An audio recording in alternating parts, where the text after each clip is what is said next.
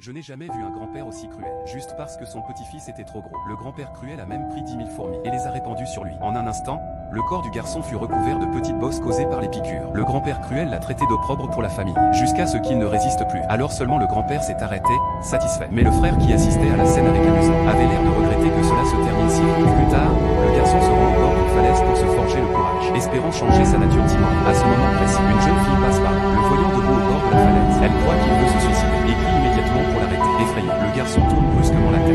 Malheureusement, il trébuche et tombe effectivement dans le vide. Heureusement, il est alors animé d'un puissant instinct de survie et attrape une touffe d'herbe sauvage sur la paroi rocheuse. La jeune fille accourt aussitôt pour lui porter secours, mais elle ne peut imaginer que cet acte de bonté allait attirer une catastrophe sur sa propre famille, car le garçon a pour père un homme sans scrupules. Après un court échange, les deux jeunes gens du même âge deviennent rapidement proches. Plus tard, Jacques participe même au cours de rattrapage gratuit que donne la mère de la jeune fille pour aider les enfants pauvres. Après quelques temps d'efforts, Jacques obtient pour la première fois la note maximale à un examen à l'école. Son père sans scrupule apprend alors que son fils a une nouvelle professeure particulière. Le lendemain, il vient même conduire son fils jusqu'au cours. Mais ses yeux fixent constamment la mère de Lily. Lui qui, habituellement, néglige totalement son fils, se met désormais à venir tous les jours chercher et déposer son fils. En réalité, c'est surtout pour approcher la mère de Lily, Lina. Hélas, il ne réussit pas à atteindre son but. Mais Kevin ne renonce pas. Finalement, lors de la cérémonie de remise des prix à l'école, il y accompagne sa femme, épouse du maire, et son beau-père, gouverneur. Profitant d'un moment où Lina va aux toilettes, il la suit discrètement jusqu'aux toilettes des femmes. Kevin prétend être entré par erreur. Pour entamer la conversation avec Lina, il se présente comme le père de Jacques,